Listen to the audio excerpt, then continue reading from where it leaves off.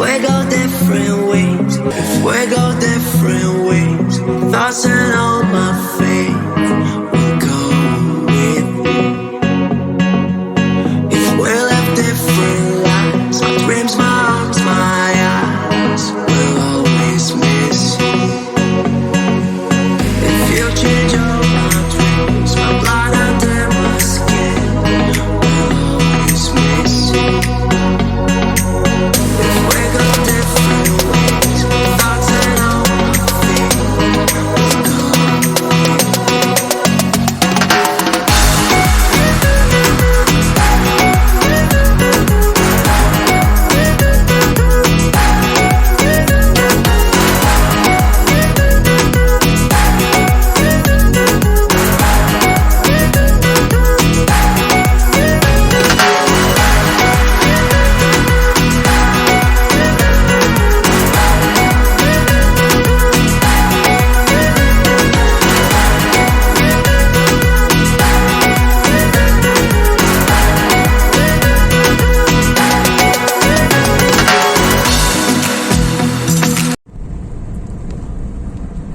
Highway, हा जो highway तुम्हाला दिसतोय सध्या आपण युपी मध्ये आलोय. म्हणजे आता तुम्ही आता कसं आहे, एमपी आणि युपीच्या बॉर्डर एकमेकांना लागून आहे.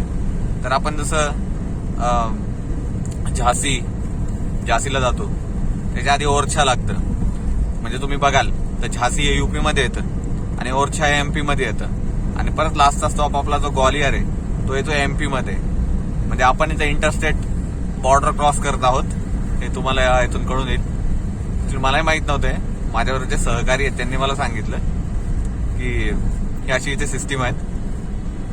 युपी आणि एमपीच्या बॉर्डर एकदम लागून असतात, त्यामुळे कधी कुठला पॉइंट येतो आणि तो युपी मध्ये असतो किंवा एमपी मध्ये तो ओळखणं खूप अवघड जातं. तर आता सध्या युपी मध्ये आहात आपण.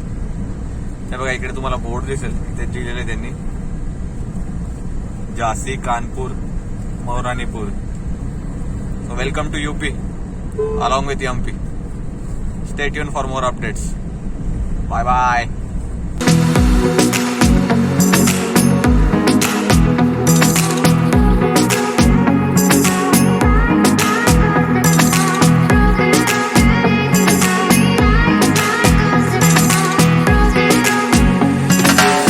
If you change all my dreams, my blood under my skin will always miss you.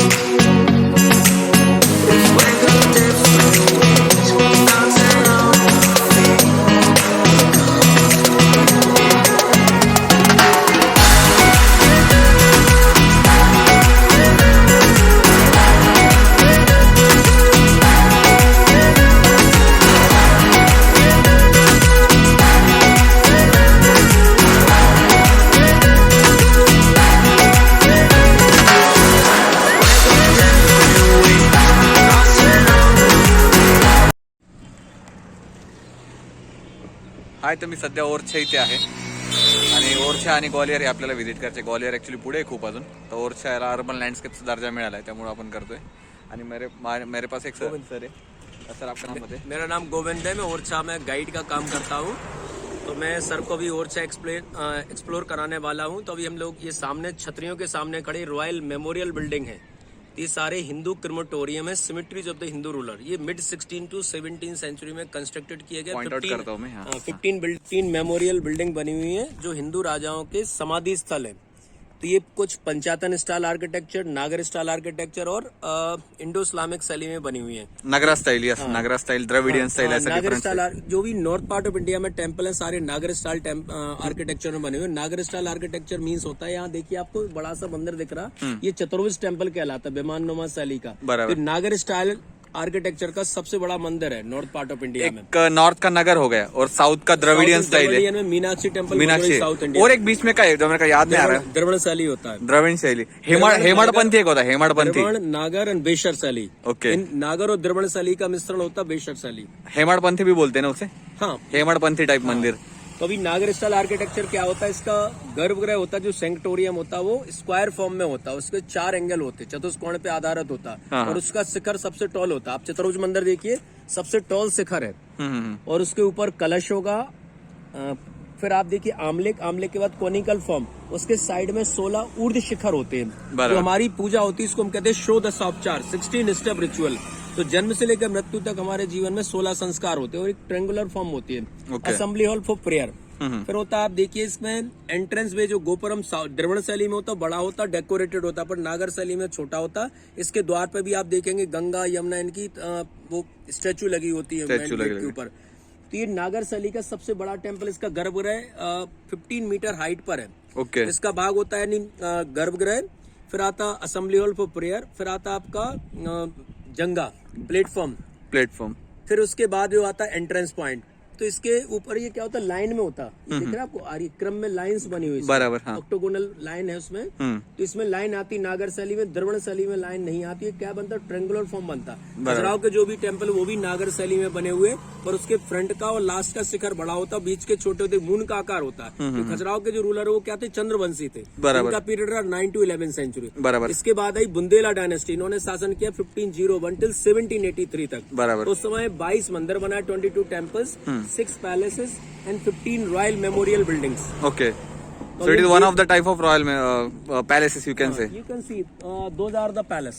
Okay. One is Raja Mahal, the first one that constructed Indo-Islamic architecture. Okay. And behind very big palace that is called Jahangir Mahal. That Acha. is also constructed Indo-Islamic architecture, and Raja Mahal famous for fresco wall painting. Okay. About the Vishnu reincarnation painting as well there. 500 years old painting. Later on we will see there.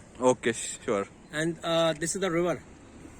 बेटवा river और चलेगा। तो ओरछा बेतवा नदी के किनारे स्थित है। Betwa river का उद्गम स्थल है जिला रायसेन, जो भोपाल के आगे वहाँ एक छोटा सा गांव है बैत और झरी गांव, उस जगह से रिवर प्रारंभ होती है। ये रिवर आगे जाकर के हमीरपुर इटावा उत्तर प्रदेश के यमुना जी में मर्ज हो जाती है। इसकी लंबाई है 580 किलोमीटर जिला रायसेन से हमीरपुर तक। बराबर। ये बुंदेलखंड रीजन का हृदय प्रदेश कहलाता है। इस बेतवा रिवर का पुराना नाम हुआ करता था बेतबंती, और ओरछा मीन्स होता हिडन प्लेस, छुपा हुआ स्थल।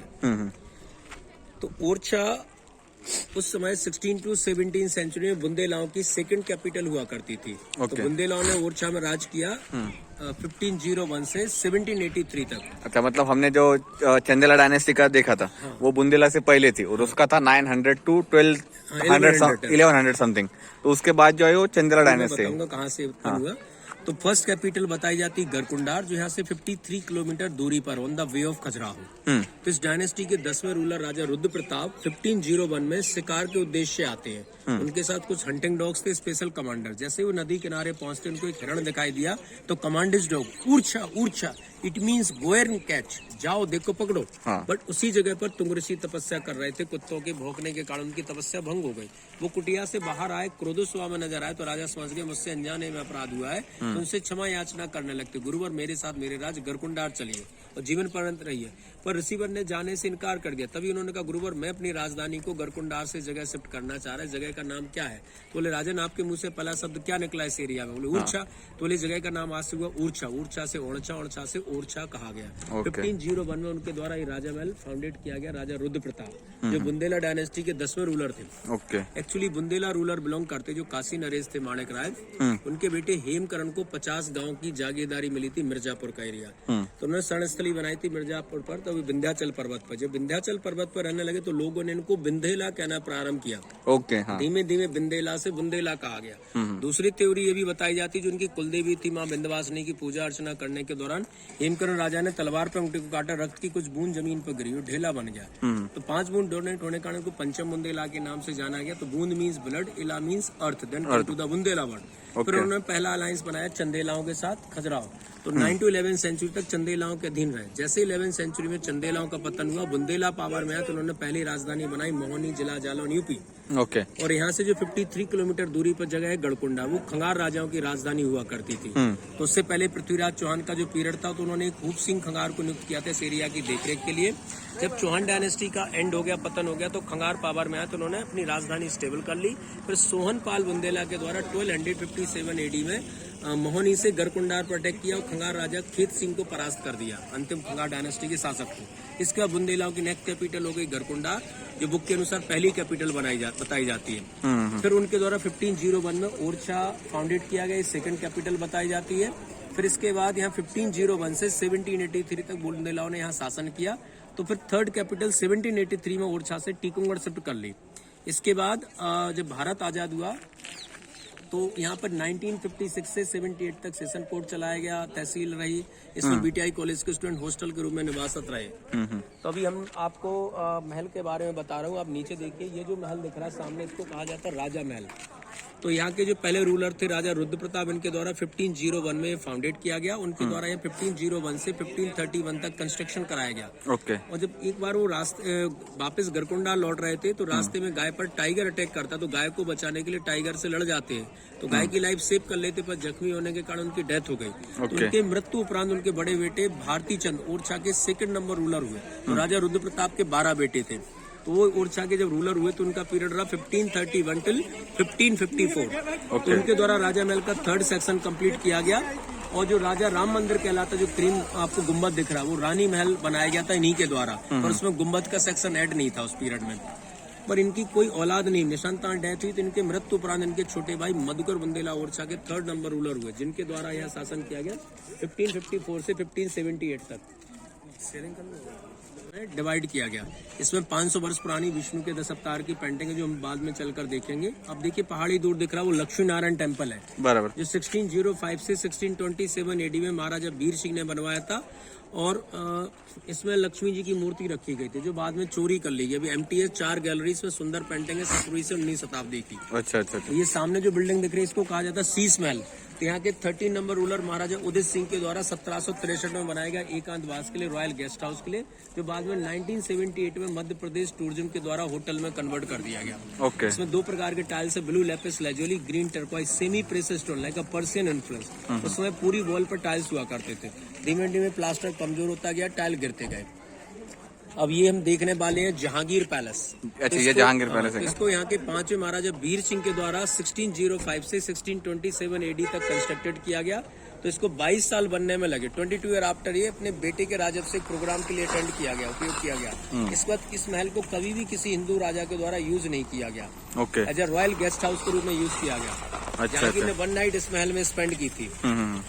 अभी हम चल के पहले जहांगीर महल देखने वाले हैं, इसके बाद हम देखेंगे राजा महल। फिर मैं राम जी के मंदिर की स्टोरी आपको बाद में ऐड करूंगा। चलेगा। हाँ सर, चालू हम लोग आ चुके जहांगीर पैलेस में। तो यहाँ के जो तीसरे महाराजा थे मधुकर बुंदेला, उनके 6 रानियों से 8 बेटे हुए। तो ओरछा 22 जागीर में डिवाइड था, 22 प्रिंसली स्टेट। तो उसी समय इनके बड़े बेटे राम सिंह ओरछा के 4th नंबर रूलर थे, जिनका पीरियड था 1592 टिल 1605, जो बुंदेला डायनेस्टी के सबसे कमजोर शासक हुए। उसी समय इनके जो सबसे छोटे भाई थे वीर सिंह, ये बरौनी के जागीरदार थे। बरौनी पड़ता दतिया और ग्वालियर के बीच में। तो जब जहांगीर और अकबर के बीच वाद हुआ नूर जहां को लेकर के, जिसे मेहरू निशा कहा जाता है, वो अकबर को मंजूर नहीं था। तो अकबर के एक छोटे से मुलाजिम ग्यासी बेग की बेटी थी, तो अकबर ने उसकी शादी करा दी थी शेर अफगान। उसको बंगाल का कमांडर नियुक्त कर दिया था। तो जब ये लड़ाई में मारा जाता है, जहांगीर के द्वारा मरवा दिया गया था, ऐसा सुना है। तो ये विडो हो जाती। तो उसी समय जहांगीर को राजगद्दी मिली हुई थी इलाहाबाद प्रयाग की, तो निकाय कर लेता नूर जहां से, विडो लेडी से। तो दोनों अकबर के खिलाफ बगावत कर देते हैं। तो अकबर के 9 रत्नों में से एक था शेख अबुल फजल। अकबर भी very disappointed his son Jahangir. तो उसके जो 9 रत्नों में से एक था शेख अबुल फजल, प्रमुख कमांडर भी हुआ करता था अकबर का और मित्र भी था।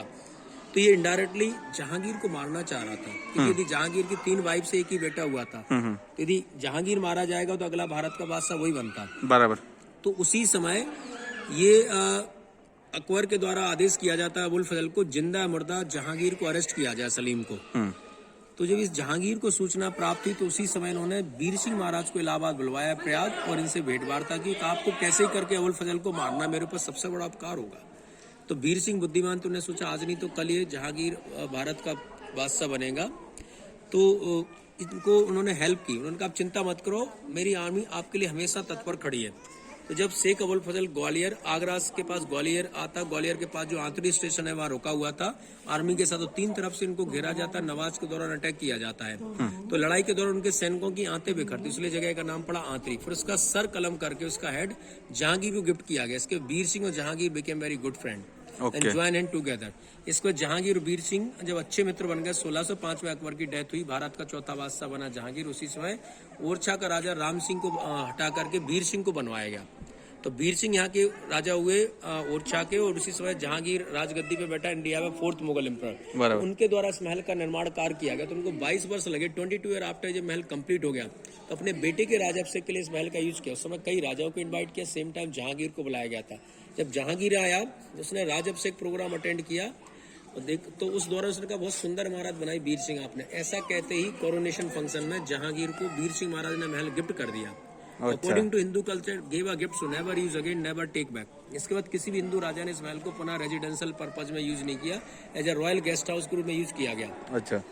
फिर इस महल का नाम क्या रख दिया, बीर सिंह महल से नाम क्या पड़ गया, जहांगीर महल। जहांगीर रुका था, जहांगीर ग्वालियर में रुका था, तो ग्वालियर में भी जहांगीर महल है। दतिया बीर सिंह महल के द्वारा बनाया गया, जो इंडिया का लार्जेस्ट पैलेस है 1620 AD में। बराबर। और यहाँ से जहांगीर रवाना हो गया था आगरा, आगरा से लाहौर। लाहौर में ओपियम ड्रग का सेवन अधिक कर दिया था, वो ड्रग एडिक्ट था, तो बीमार हो जाता। फिर उसकी वाइफ नूरजहां ले जाती कश्मीर, तो कश्मीर के शालीमार गार्डन में उसकी डेथ हो जाती, जहाँ से उसकी बॉडी को ले जा करके लाहौर में दफनाया गया था। इसके बाद फिर कोई मुगल एम्परर यहाँ आया नहीं, तो इसका नाम फिर क्या पड़ गया, जहांगीर महल। जहांगीर महल। इसमें 236 रूम है, 100 room underground, 136 room above. This palace is 4 storey building, 3 side 4 storey, इस डायरेक्शन 5 स्टोरी बिल्डिंग। ओके। अब ये देखिए सेंटर में water point use for decoration. हर एक कॉर्नर में छोटे छोटे टैंक कहलाते हैं जकूजी। इसमें क्ले पाइप है 6 इंच। ये चैम्बर सेंटर में बना, हर कॉर्नर पे चैम्बर है। ये देखिए चैम्बर है, ये भी चैम्बर है। ये चैम्बर ड्रेन वाटर के लिए है क्या? हाँ, बिल्कुल पाइप है इसमें, सीवर वाटर लाइन। बिल्कुल बिल्कुल पाइप है। अच्छा। और according to this point use for वजू। वजू that was the Urdu word. Muslim लोग नमाज ऑफर करने से पहले हाथ मुंह धोते वजू करते। They believe there are 4 way go for the heavens, house of Allah. Allah के घर जाने के 4 गुप्त रास्ते। 3 Indo arches, that was the bedroom wife of Jahangir. जब ग्वालियर से मैसेज मिला कि विद फैमिली स्टे करेंगे, तो बाद में एक सेक्शन ऐड किया गया था पर्दे पर्पज के लिए। इसका छत लकड़ी की पट्टियों से बनाया गया था। तो ओरिजिनल तुलसी घरा है, और हनुमान जी की मूर्ति बाद में ऐड की गई यहाँ पर। हाँ बराबर, मतलब डिफरेंशिएट कर सकते हैं हम उसे। और इसमें आप देखिए आपको बहुत सारे 4 पिलर वॉच टावर दिख रहे हैं, सभी कहलाती छतरियां। Save of umbrella, pure Hindu style of architecture और राजपूत स्टाइल ऑफ आर्किटेक्चर। अच्छा। राजस्थान के जोधपुर जैसलमेर से। हाँ, ये मैं घूमा वो पूरे राजस्थान वगैरह। और ऊपर आप देखिए 8 गुम्बद है, 4 प्लेन डोम्स है, 4 डेकोरेटेड। हर एक कॉर्नर में उल्टे कमल के आकार का डोम है, typical Hindu style of architecture. Actually ये अशोक स्तंभ से लिया गया है ना, लोटस वगैरह। बिल्कुल, lotus symbol of truth, auspicious and beauty. We call in the language सत्यम शिवम सुंदरम। East centre 1 plain dome like mosque, Islamic architecture but very top lotus flower and colours, part of Hindu architecture. बहुत architecture fusion there known as Indo Islamic architecture. Blue and green tiles का work था उस समय पूरे। ये inverted lotus है ना? हाँ, इन्वर्टेड। एक्चुअली जो बौद्ध धर्म का कल्चर है ना, उसमें जो विजय स्तंभ खड़ा करते हैं, उसमें भी लोटस ऐसे रहते हैं। अब आप इसमें देखिए 2 प्रकार के गेट है, हर एक सेंटर में हिंदू स्टाइल ऑफ गेट ऐसे कहा जाता है तोरण द्वार। तो 4 तोरण गेट है, 1 2 3 4। तोरण सर, तोरण नाम क्यों दिया गया इसको, मतलब इसका क्या मीनिंग? अब एक्चुअली ये जो हमारे बंधन बाजे बनते थे पुराने में, तोरण गेट की डिजाइन बनते थे, जैसे हमने वो बांधा आम की, मैंगो लीफ की वो बनाई जाती डिजाइन। हाँ। तो ये मोस्टली ये मुझे लगता है ये साउथ इंडिया से हमारे नेटिव जो थे वहाँ से मूव हुआ।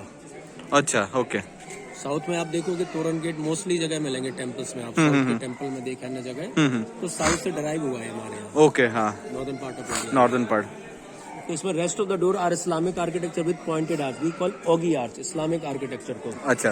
तोरण मतलब एक तरह से टूट के बनते हैं, बराबर। अपन लकड़ी को तोड़ के बनाएंगे तो तोरण ये अपनी वो होती है ना, इसको फैब्रिकेट करके। अच्छा, हाँ। ना ये रमतुले, हमारे यहाँ रमतुला बोला जाता है बुंदेलखंड में, तो उसको तुरई बोलते हैं। तो हाँ, तुरई से तोरण आया आ रही। देखिए चारों तरफ 108 एलिफेंट ब्रैकेट है, 1 साइड 27 एलिफेंट ब्रैकेट है। तो हिंदू कैलेंडर के अनुसार 27 नक्षत्र और 4 दशांश को गुणा करोगे 108 आ गया, जो शुभ अंक होगा।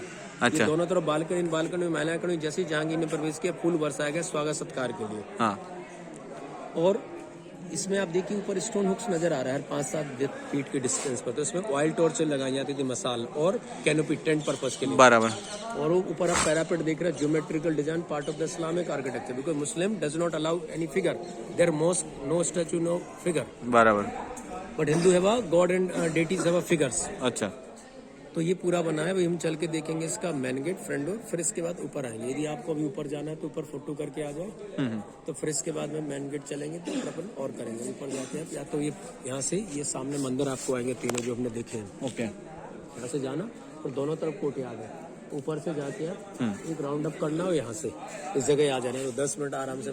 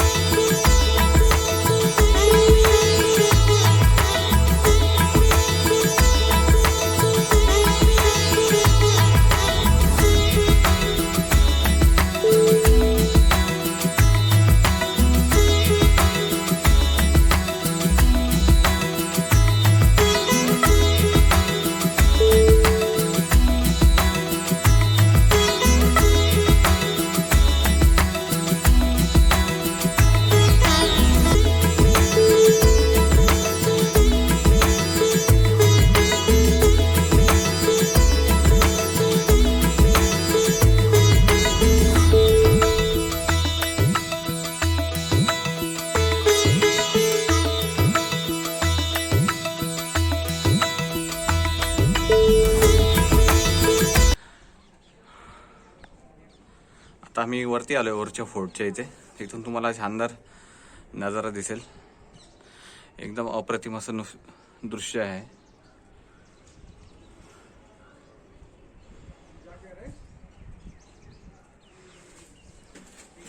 त्यानंतर इथे तुम्ही पुढे बघू शकाल, ही पूर्ण टॉप फ्लोर आहे. तर हे जे तुम्हाला दिसतंय इथे तुम्हाला इन्व्हर्टेड लोटस शेप दिसतोय. म्हणजे तुम्ही जर आपल्या बौद्ध कल्चरमध्ये बघितला तर असा शेप सेम आढळतो. म्हणजे आपल्या अशोक स्तंभावर पण आहे. आपण तिथूनच हा घेतलेला आहे सम्राट अशोका यांच्या काळात. तर तेच कल्चर रिफ्लेक्ट होतं जहांगीर फोर्टमध्ये पण तुम्ही बघू शकाल. म्हणजे वेगवेगळ्या संस्कृतीचं कसं फोर्टद्वारे मिक्सचर आहे ते दाखवलं गेलेलं आहे.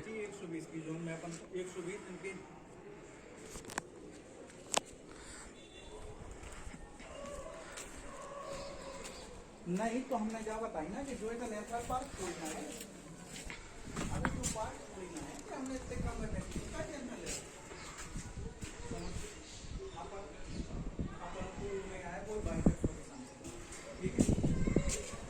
मस्त शांत अशी हवा येते. म्हणजे एवढ्या उन्हात पण इकडती थोडासा मध्ये आल्यावर थंड वाटल्यासारखं वाटतं.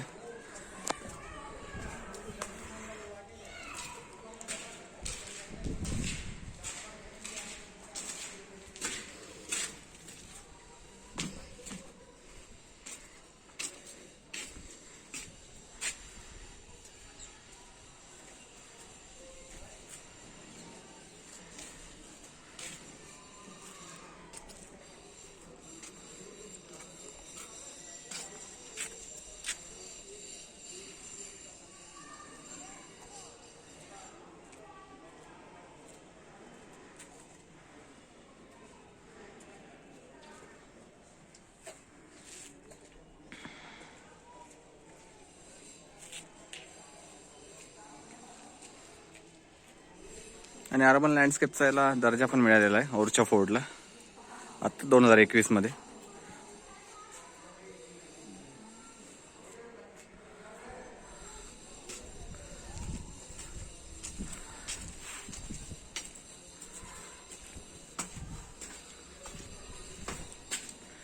वाव.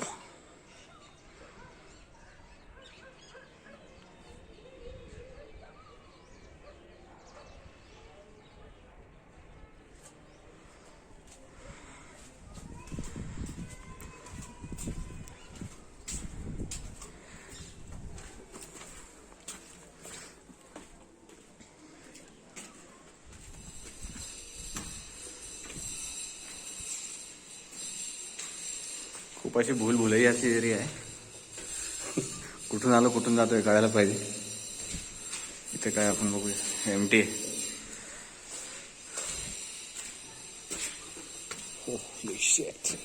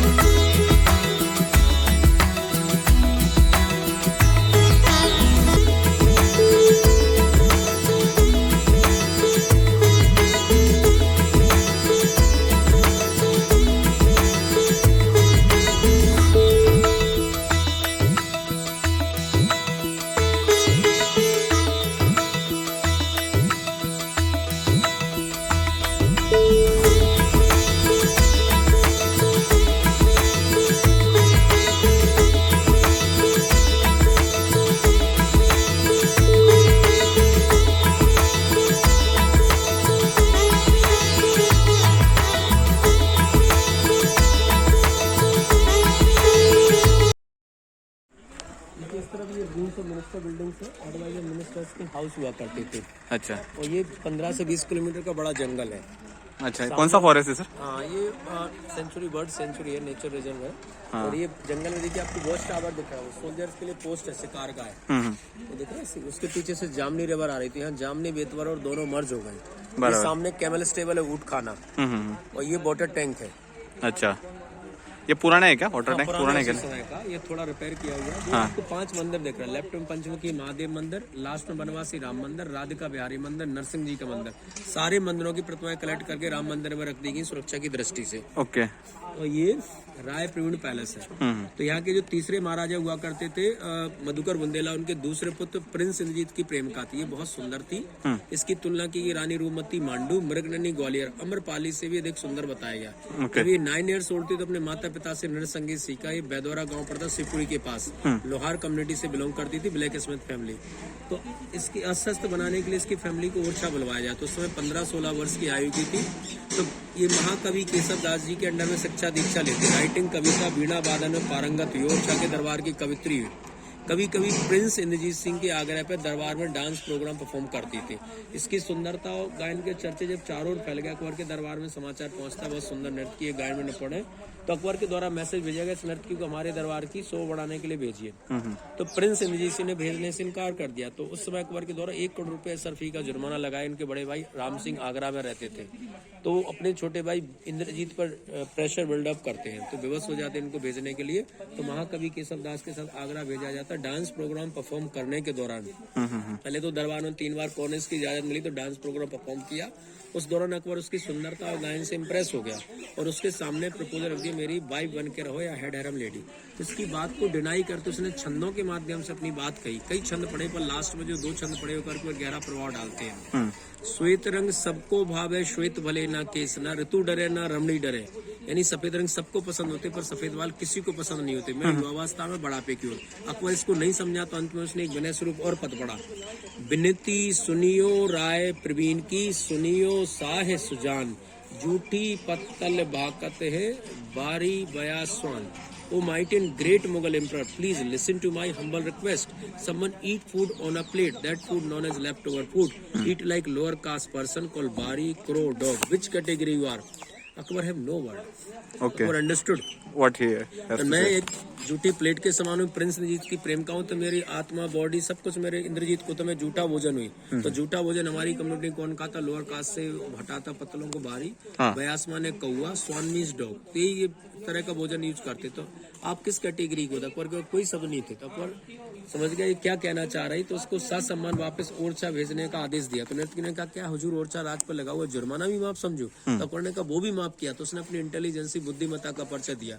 तो उसके आगमन पर प्रिंस इंद्रजीत सिंह के द्वारा महल उसको गिफ्ट किया गया, उसका और सम्मान बढ़ाया गया। अच्छा अच्छा अच्छा अच्छा। तो ये मेन गेट है। ओके। तो दोनों तरफ एलिफेंट है, राइट साइड में holding stone chain, represent strong relationship and power.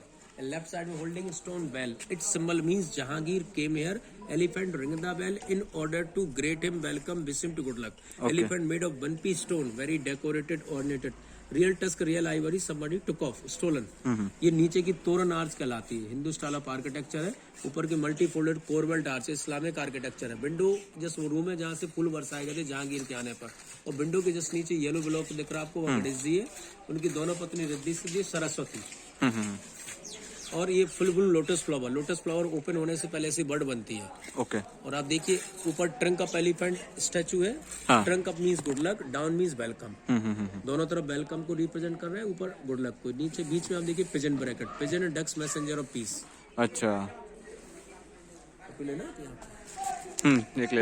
इनकी 6 वाइफ थी, तो इनकी जो पहली पत्नी थी उनका नाम था कुंवर गणेशी बाई। ये भगवान राम की अनंत आराध्य थी। महाराजा मधुकर बुंदेला भगवान कृष्ण के ग्रेट डेवोटी थे। तो एक बार महाराजा मधुकर बुंदेला ने रानी गणेश्वरी से कहा, चलो मथुरा वृंदावन भगवान कृष्ण के दर्शन कराएं। पर उसी समय रानी ने कहा, कई बार मथुरा वृंदावन जा चुके, 14 बार अयोध्या चले, भगवान के जन्म का समय नजदीक है। तो राजा को ऐसा लगा इनके द्वारा मेरी बात ठुकरा दी गई। तो उनसे कहा कि आप रानी अपनी भक्ति सिद्ध करके दिखाइए। तो उन्होंने कहा, महाराज किस प्रकार? यदि आप अपने आराध्य भगवान राम को यहाँ ला पाए तभी आप अनन्य उपासक हो, अन्यथा नहीं। तो रानी यहाँ से अयोध्या गई, सरयू नदी के किनारे बैठ के भगवान की आराधना करने लगी। महीनों समय व्यतीत हो गया पर भगवान प्रकट नहीं हुए।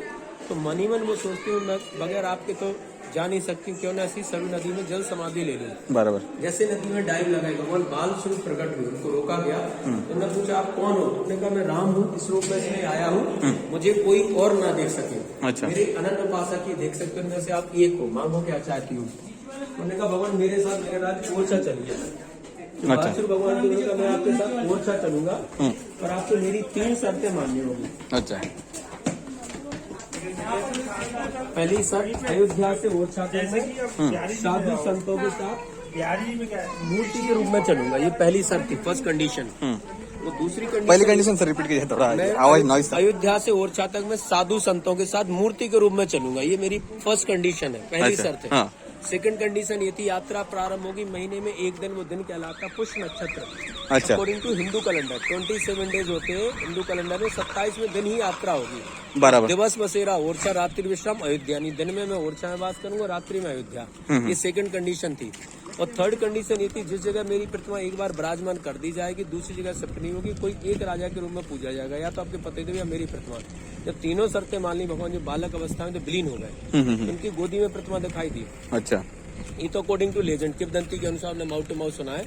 और बताया जाता है जब बाबर के समय में मीर बक्की खां जो रामकोटी को डिस्ट्रॉय कर रहा था, तो उस समय जो भरत जी ने मिलाप हुआ था राम जी से चित्रकूट में, तो उनके द्वारा रामकोटी मंदिर बनवाया गया था, वहाँ कसौटी पत्थर की मूर्ति भगवान राम जी की बनवाई गई थी। अच्छा। Touch stone. तो वो इनके द्वारा जब तोड़ा जा रहा था, उससे पहले ही साधु संतों ने मूर्ति को रिवर में विसर्जन कर दिया। तो राजा रानी के बीच में आर्गुमेंट हुआ होगा, वहां पहुंचते हैं तो जब देखा कुछ नहीं था, सब टूटा था, तो नदी में वो डाइव लगा गई। नदी में जब पूरी तो बहते बहते वो स्टैचू से टकरा गई। स्टैचू से। तो उन्हें कहा इसी दिन अयोध्या से ओरछा चलेंगे, वो दिन था पुष्य नक्षत्र। तो 300 बैलगाड़ियों का अरेंजमेंट करा, साधु संतों को बिठाला, गोदी में भगवान की प्रतिमा रखकर स्वयं बैलगाड़ी पे विराजमान हो गई। और महाराजा मधुकर बुंदेला को मैसेज भेजा कि मैं राम जी की प्रतिमा लाकर उनके भव्य मंदिर बनाइए, जो 1574 एडी में चतुर्भुज मंदिर का कंस्ट्रक्शन कराया, जो मैंने आपको बताया था। 1574 एडी। 1574। अच्छा। तो उसी समय निर्माण कार्य के दौरान अकबर की सेना के द्वारा 1578 एडी में ओरछा पर अटैक कर दिया। तो बुंदेला लड़ाई लड़ते हैं, तो उनकी एक बेटी होरलदेव की लड़ाई में डेथ हुई। अब कुछ बुक कहती है बुंदेला लड़ाई जीतते हैं, और एक दो बुक ये कहती है लड़ाई हार जाते हैं, उनके बेटे राम सिंह क्षमा याचना कर लेते हैं, तो अकबर राज टैक्स के एवज में लौटा देता है। और दोनों ही पक्ष इसके किसी को कोई ऑथेंटिक वो नहीं है प्रूफ। तो फिर वो मंदिर का निर्माण कार्य रुक गया। रानी को 8 माह 27 दिन लगे वर्तमान कैलेंडर के अनुसार अयोध्या से ओरछा तक मूर्ति लाने में। ओके। तो जब ये देखा कि मंदिर का तो गर्भगृह भी इनकम्प्लीट था, रेडी नहीं था सेंक्टोरियम, तो जो रानी महल दूसरे महाराजा ने बनाया था, उसमें जो रसोई थी भगवान की मूर्ति उसी में विराजमान कर दी गई अस्थायी रूप से। जब कुछ वर्ष के बाद मंदिर का गर्भगृह बन गया, तो राजा रानी ने कहा क्यों ना मूर्ति को टेम्पल में शिफ्ट कर दें। तो भगवान पुनः इनके स्वप्न में इनको तीसरी शर्त याद दिलाई कि जहां मैं बैठ जाऊंगा वहां से उठूंगा नहीं, कोई एक राजा के रूप में पूजा जाएगा। इसके बाद रानी महल को ही राजा राम मंदिर में कन्वर्ट कर दिया गया और भगवान को राजा के रूप में पूजा जाने लगा। तो उस समय तोप से सलामी दी जाती थी। इंदिरा जी के समय तक 4 के सब गार्ड ने सलामी दी है। अभी एक गार्ड 5 पहर गार्ड ऑफ ऑनर देता। सुबह मंदिर 9 बजे खुलता, तब सलूट दिया जाता, गन से फायर नहीं करते। और 12:30 बजे चिक गिरेगी, पर्दा डल जाएगी, फिर 1 बजे भगवान को भोग लगेगी, तब गार्ड ऑफ ऑनर। फिर 1:30 बजे जब मंदिर बंद होता, तब गार्ड ऑफ ऑनर दिया जाता, सलामी दी जाती है 3 बार मतलब दोपहर में। फिर शाम को 7 बजे मंदिर खुलेगा, तब गार्ड ऑफ ऑनर दिया जाएगा एट शार्प 7 o'clock। अच्छा। फिर 9:30 में भगवान की जो स्यान आरती होती है, तब उस समय गार्ड ऑफ ऑनर लगता है। उनके प्रसाद की प्लेट और दीपक चरणों में रखे थे, पाताल जी हनुमान जी तक लाते 8 फुट प्रसाद लगता हनुमान जी को। आरती छोड़े जाती है, उस आरती को लेकर हनुमान जी अयोध्या चले जाते, ऐसे लोगों की मान्यता है, धारणा, इसलिए राम जी की दूसरी अयोध्या कहलाती है। तो महाकवि केशव दास जी ने रामचंद्र का में भगवान राम के लिए दोहा लिखा है, जग व्यापक राजा राम के 2 निज निवास खास, दिवस बसेरा ओरछा, रात्रि विश्राम अयोध्या। ओके। इसलिए राम जी को ओरछा में अयोध्या, यहाँ राजा राम के रूप में पूजा जाता है, अयोध्या में रामलला। अच्छा। भगवान वनवास जा रहे तो माँ कौशल्या ने कहा बेटा मैं आपके बगैर जीवित कैसे रहूं, तो मूर्ति दी थी कि इस मूर्ति के सामने जब भोजन की प्लेट रखोगे तो मैं आपके सामने बाल रूप में प्रकट होऊंगा। इसलिए अयोध्या में भगवान को रामलला कहते हैं, यहाँ राजा राम बराबर, यहाँ राजा के रूप में पूजा। यहाँ PM CM किसी को भी गार्ड ऑफ ऑनर नहीं दिया जाता भगवान राम के अलावा। जो भी राजा रहे उस समय पैरोकार बन के रहे, सेवक बन के रहे। अच्छा। पैरोकार बन के रहे उस समय। हम ये देखिए राजा महल है, इसका बाहरी भाग है दीवाने आम पब्लिक ऑडियंस हॉल, इसका दीवाने खास हम देखने जाएंगे, जहाँ थर्ड सेक्शन में लिविंग अपार्टमेंट में आप जैसे हम राजस्थान जैसे वहाँ भी दीवाने आम दीवाने खास मिडिवल पीरियड में सब जगह मिलेगा। वहाँ मिडिवल पीरियड में देखने मिलते हैं। वो बड़ा डोर है, वो वेलकम डोर हुआ करता था, स्वागत द्वार। जब कभी राजा महाराज आते स्वागत किया जाता, फूल बरसाए जाते, ड्रम बजाए जाते थे, वो रैंप है, ऐसे एलिफेंट हॉर्स राइड से ऊपर आ सकते थे। ये छोटी बिल्डिंग है, नौबत खाना कहलाता है, royal music gallery, musician playing the musical instrument. Okay, वो आप दूर देख रहे हैं, फोर्टिफिकेशन वॉल है जो 1 kilometre around the palace complex को जाती है। वॉल है 18 किलोमीटर सराउंडेड होल टाउन को कवर करती है। पत्थर की वॉल आप आए होंगे झांसी से, बराबर आपने देखी होगी, नैरो वॉल मिले, गेट मिला होगा आपको। हम चल के राजा महल का अदर सेक्शन देखते हैं। अच्छा, ये शीश महल है। अच्छा, ये तो मैंने बता दिया सर। हाँ हाँ, यार अंदर एंट्री रहती है क्या शीश महल में? तो होटल रेस्टोरेंट है। अच्छा, रेस्टोरेंट कर दिया उसको कन्वर्ट। रेस्टोरेंट होटल है, कमरे हैं।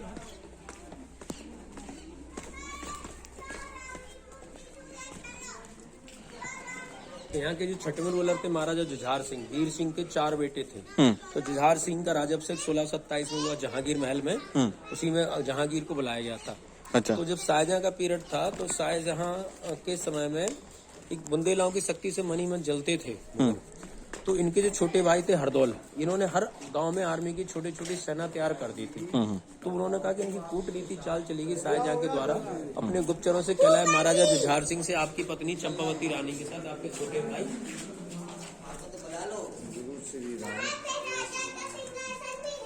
जी आपके, तो इनके जो छोटे भाई थे हरदौल, तो एक शाहजहां के द्वारा कूटनीति चाल चलेगी कि आपकी पत्नी चंपावती रानी के साथ आपके छोटे भाई हरदौल के अनैतिक संबंध है, इलीगल रिलेशन है। आप चाहो तो परीक्षा ले लो अपनी पत्नी चंपावती रानी से कि हरदौल को जहर दे। यदि जहर दे दिया तो आपके प्रति वफादार, जहर नहीं दिया तो हरदौल के प्रति वफादार। तो उनको बात जम जाती, जाकर उन्होंने रानी से कहा हरदौल को जहर दो, तो रोने लगती, कोई बेटे को मारता, हमने बचपन से बेटी की तरह पाला, जब इनकी माँ गुजर गई थी। तो कहते फिर आपके अनैतिक संबंध है मेरे भाई के साथ। तो विवश हो जाती भोजन में जहर मिलाने के लिए। खीर फेवरेट थी, खीर में जहर मिलाएगा, दासी से भोजन सर्व कराएगा। जब वो भोजन खाते तो कुछ अंश कटोरे में रह जाता, माँ का जो हृदय होता रहा नहीं जाता, उसको हाथ मारते, लाला जी मत खाइए इसमें जहर मिला हुआ है। तो वो कहते भाभी माँ मुझे पहले ही से पता था गुप्तचरों द्वारा कि भोजन में जहर मिलाया गया। बोले क्यों आपने विषपान करा? बोले मैं इसको नहीं खाता तो आपके चरित्र पर लालसन लगता, कलंक लगता। तो उनकी डेथ हो गई। जुझार सिंह महाराज छुपकर सुन रहे थे, उनको लगा मुझसे बड़ा अपराध हो गया, तो उन्होंने शाहजहां के खिलाफ बगावत कर दी थी। पर शाहजहां ने गौण राजाओं से धोखे से इनको मरवा दिया था। तो जब दोनों भाई मारे गए, इनकी जो बहन थी हरदौल की रियल कुंजावती दतिया के पास इंद्रगढ़ में ब्याही थी, अपनी बेटी की शादी में इनविटेशन कार्ड लेके आती, हल्दी चावल कुछ मीठा, उनके चबूतरे पर रोने लगती, कौन भात लेके आएगा। जब उन्होंने भात दिया तो तब से हमारे यहाँ उनको बताया जाता है कि ऐसे लोगों द्वारा कहा गया कि भात के समय हरदौल जी का हाथ निकला था भात देने को। तब उन्होंने बर मांगा था सारे बुंदेलखंड में बहन भांजियों को भात दो। तब से हमारे यहाँ परंपरा, पहला इन्विटेशन कार्ड भगवान राम को, फिर हरदौल जी को चढ़ाया जाता है। मंडप के नीचे भात का गीत गाया जाता है, फोक सॉन्ग महिलाओं द्वारा। अयो अयो हजारी हरदौल तुम मिन कौन समारे काज, कन्या जोड़े बैठी हाथ ओ लाला हरदौल ईरच वाले। इन्हें राजा के रूप में ईरच जागीर दी गई थी जब ये युवराज थे। तो राजा राम मंदिर के राइट साइड में हरदौल बैठका है, जो आज भी लोग बाई पोस्ट या खुद आकर के कार्ड चढ़ाते हैं, फिर रिलेटिव को डिस्ट्रीब्यूट करते हैं। अच्छा, तो देवतुल्य पूजा जाता है आज भी हरदौल को। ओके, तो हम आ चुके राजा महल के सेकंड सेक्शन, दीवाने खास। खास मींस प्राइवेट स्पेशल। बराबर। तो लेफ्ट साइड में देखिए 2 मीटिंग रूम है, ऊपर एक फुल ऑफ डेकोरेटेड है, मिडिवल पीरियड की पेंटिंग है, नीचे भी 2। अब देखिए स्लेंट वेंटिलेशन जो इसको फ्रेश एयर और लाइट। वहाँ एंट्री जा सकते ना वहाँ पे? हाँ भी जाओगे आप, इधर से पहले देखेंगे, सेम इधर भी पेंटिंग है। तो ये वाटर टैंक, इसमें पानी भरा जाता था, इतना परफ्यूम सीलिंग। मीटिंग के समय इसमें परफ्यूम डालेंगे तो good make a good environment. ये ड्रेनेज है, बरसात का पानी अंडर द ड्रेनेज बाहर निकल सकता था। बराबर। और राइट साइड में देखिए इस तरफ ये प्लेटफॉर्म है। जब कभी राजा महाराजा को एंटरटेनमेंट प्रोग्राम देखना होता तो उन प्रोग्राम में दरबार के नृत्य को बुलाया जाता था, वो आकर के हायर प्लेटफॉर्म पर डांस परफॉर्म करती थी और लोअर प्लेटफॉर्म पर संगीतकार म्यूजिक बजाते थे। इन गैलरी में गेस्ट बैठा करते थे और अपर स्टोरी पर रानियां बैठती थी। अच्छा। आप देखें Gupta period, Ashoka period, even आप खजुराहो देखेंगे, कोई भी वुमेन कवर्ड फेस में नहीं दर्शाएगी। Okay, means we were open minded, we open culture. मुगलों के आने पर हमारे यहाँ पर्दा प्रथा या अफगानों के कारण, बराबर। तो पहले हमारे ओपन कल्चर थे। ये ऊपर ये टेरेस पर भोजन कर सकते थे राजा, या किचन स्टफ का सामान रखते थे। अदर साइड में कुकिंग थी। ये डाइनिंग टेबल पर यदि राजा को ऊपर भोजन नहीं करना होता तो ऊपर से भोजन यहाँ डाइनिंग टेबल पर सर्व किया जाता था। यहाँ कर्टन्स लगे होते थे, स्टोर रूम है। और ये सेंटर में ड्राइंग रूम, सिटिंग रूम। हम पहले ये देखेंगे, चलेगा, ये देखते हैं। मर्दाना अपार्टमेंट कहलाता है। अपार्टमेंट वहाँ फीमेल अलाउ होती थी, मेल अलाउ नहीं होते थे। सेपरेट था मतलब दोनों। बिल्कुल, ये तो हमने मुगलों से करा है। ओके, तो फर्स्ट सेकंड रूलर के द्वारा ये डेवलप किया गया और थर्ड रूलर के द्वारा दीवाने हम, दीवाने खास। खास means private section, special for special people. ये ऑल Some privileges. चीजें कहलाती मेहराब। अच्छा, हिंदू में भी मेहराब होते, मुस्लिम्स में भी मेहराब। मेरा होता है।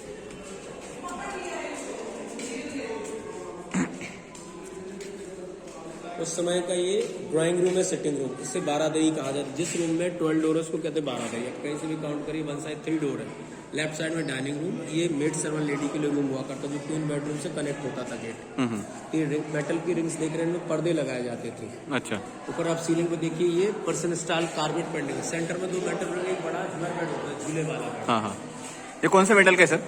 ये आयरन है, मतलब अच्छा, ये वाटर टैंक, इसमें पानी भरा और ये जाता पेंट के लिए कौन सा कलर यूज किया है? मतलब कलर बोले तो कौन सा मटेरियल? है। ये इसमें पानी भरा जाता था, एक परफ्यूम, सीलिंग पर मैनुअल फैन, जिसे पंखा वाला कहा जाता था, अच्छा, तो पुल किया जाता था दांतों के द्वारा।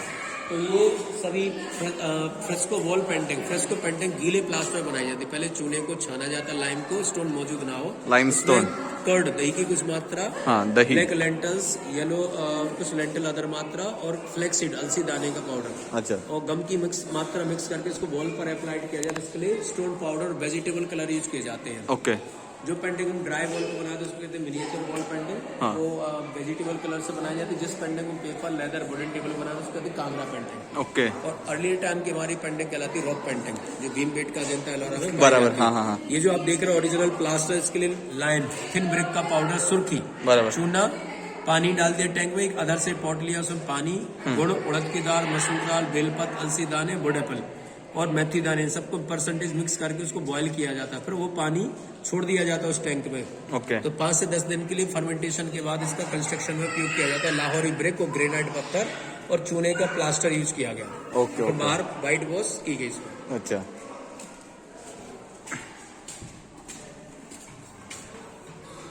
तो ये राजा महल का 3rd सेक्शन है, लिविंग अपार्टमेंट। तो तीसरे महाराजा मधुकर बुंदेला की 6 रानियां थी, हर एक रानी को एक कमरा दिया गया। सेंटर में जो रूम है वो राजा का बेडरूम है।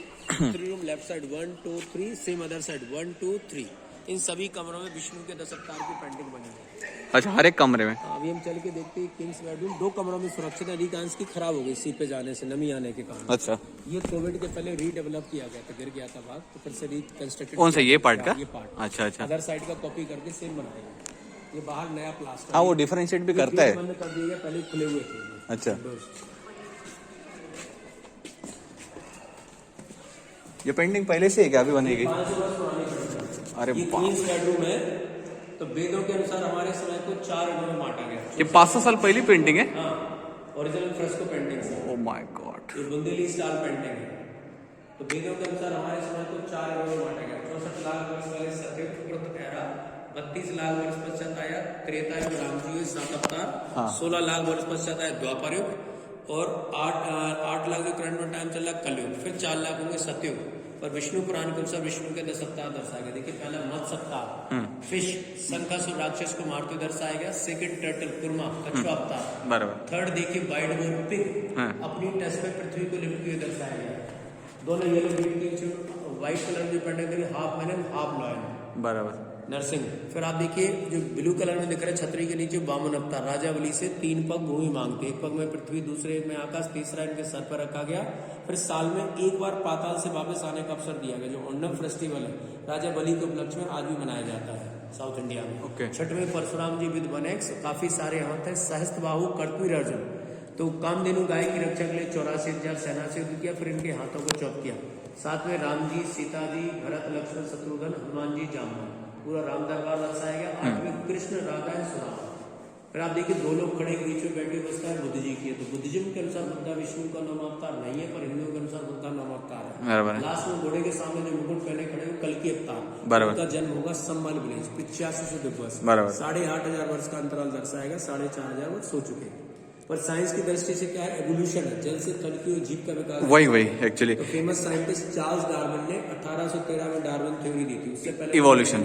हाँ मतलब साइंटिफिक वे से देखो तो ये इट्स इवोल्यूशन, पर हमारे हिंदू को वैदिक कल्चर में देखा तो ये चित्रों के माध्यम से, मुद्रों के माध्यम से सिर्फ प्रेजेंट किया गया है। दोनों का सेम ही है। ये समुद्र मंथन को दर्शाया गया। हाँ, दानव, ब्रह्मा जी, शिव जी, विष्णु जी, इंद्र, 14 रत्न निकले थे। कल्पवृक्ष, कामधेनु गाय, ऐरावत हाथी, लक्ष्मी जी वेपन्स, और अंत में वो निकला तक अमृत। वो विश्वामित्र की तपस्या को भंग करते दर्शाया गया। गोपी वस्त्रण को कृष्ण के साथ, इस तरफ वो गीता को उपदेश देते हुए अर्जुन को कृष्ण भगवान। ये सब गजरे को विष्णु जी गज की रक्षा के लिए क्रोकोडाइल को मारने आते जो श्रापित वो था परी, वो श्राप से मुक्त होती है।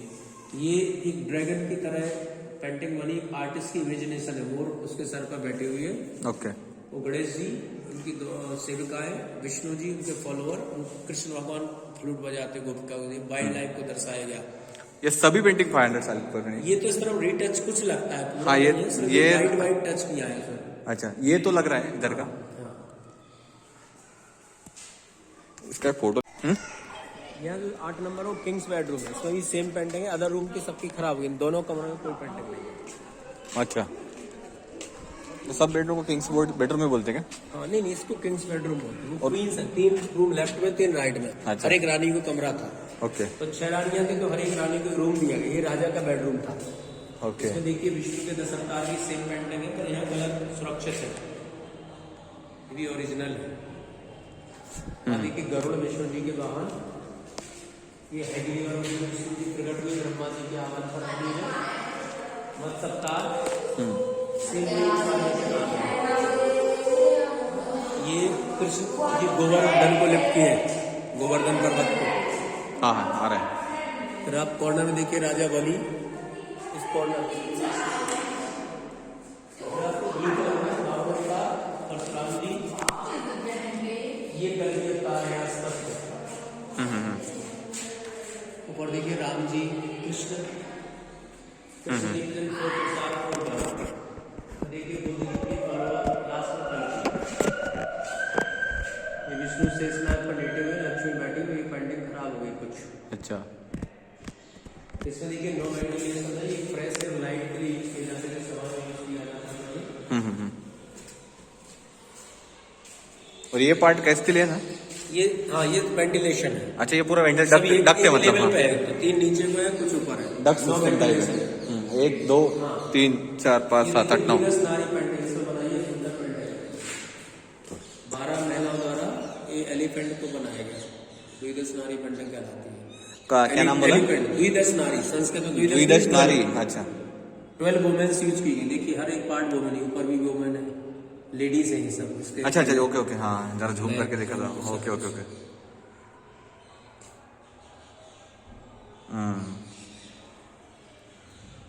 टैंक है, यहाँ नीचे आग जलाई जाती पानी को गर्म करने के लिए। यहाँ से वाटर पॉट में पानी गर्म होता था, आयरन की कढ़ाई पूरी टैंक में। या कोल यूज करते, सिर्फ आयरन या कोल वगैरह यूज करते थे? लकड़ी, ओनली लकड़ी। हाँ, यहाँ से घड़े से पानी लाएंगे, पोर करेंगे तो टैंक में पहुंचेगा। अच्छा, फिर इससे ठंडे गर्म पानी मिक्स कर लिया जाता है। 3 टैंक जैसे हो गए, यहाँ पे टॉयलेट करेंगे। ओके। यही उस समय का गर्म पानी करने का सिस्टम। ये क्ले पाइप, बॉयलर, पानी आता था बाहर से, और यहाँ पर ही कढ़ाई की आयरन जिसमें पानी गर्म होता था। अच्छा, खप चुकी वो उस समय की है। इसमें ठंडा गर्म पानी मिक्स कर लिया जाता और दासी और को नहलाती थी। कंटिन्यू सर्वेंट पानी लाते थे। अच्छा, ये आधे थे जिनमें लैंप रखी जाती थी। ये क्वीन बेडरूम से अंदर से आ जाया करती थी, वो बाहर से भी आ सकते थे, यहाँ से ऊपर पे कपड़े टांगे जाते थे। अच्छा, बाथरूम है टोटल सिस्टम। ये देखिए टॉयलेट्स। ओके, ये टॉयलेट है, इसमें लेडीज जा सकती थी, गेट लगा हुआ था इसमें। यहाँ पे एक बार फोकस करिएगा थोड़ा। अच्छा, ये उस टाइम का है क्या? उसी समय का। और यहाँ ड्रेनेज होता होगा नीचे से डायरेक्टली? वो तो बाहर झाड़ू से साफ कर देते थे, फेंक देते थे स्वीपर कम्युनिटी। तो बाद में इसको फ्लैश बनाने के। ये देखिए यहाँ पर ये कर्टन्स होते थे भी टॉयलेट से। यहाँ से सर्वेंट आकर करके राख टेक अवे दैस, टेक अवे कर देते। अच्छा, ये लैंप रख सकते थे। क्लीन करने के लिए 1 फीट गहरा प्लास्टिक गया बना दिया, तो वो ओरिजिनल चलेगा।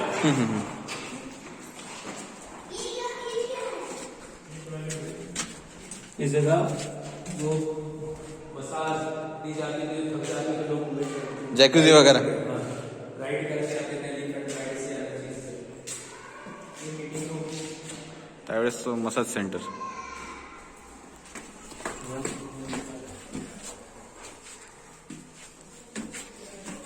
यहाँ गुप्त मंत्रणा होती थी राजा के द्वारा अबाउट द टैक्सेशन सिस्टम, पड़ोसी राज्य की सीमाओं की चर्चा के लिए मीटिंग रूम। ओके, ये फ्रेस्को वॉल पेंटिंग उसी समय की।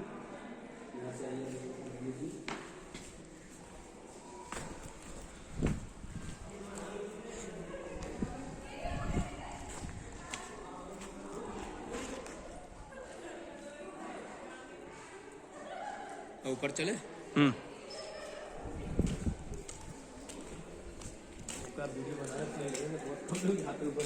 हाँ वही ना,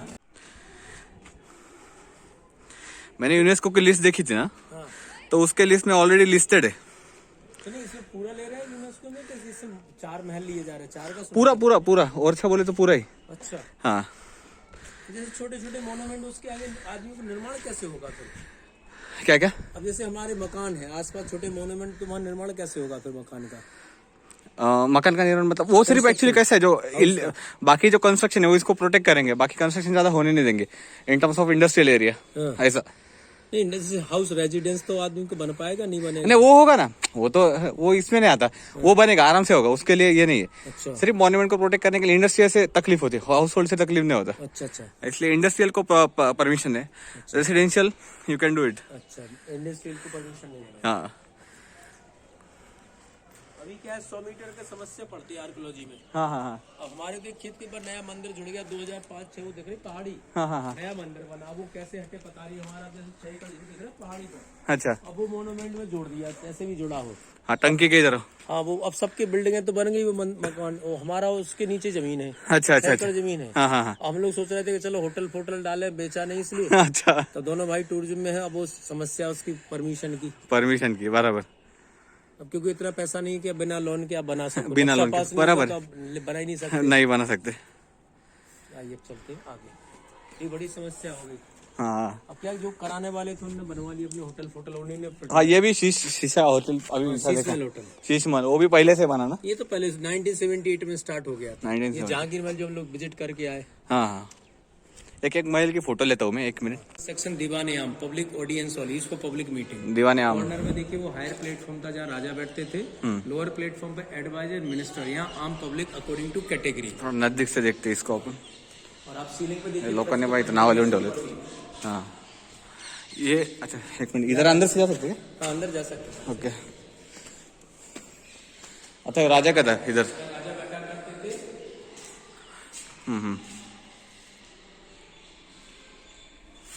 और यहाँ पब्लिक थी। यहाँ मिनिस्टर्स, यहाँ पब्लिक। ओके, ऊपर सीलिंग पे देखिए फ्रेस्को पेंटिंग्स। यहाँ मतलब उनकी कोई पॉलिसी होगी तो यहाँ इन्फॉर्म करते थे।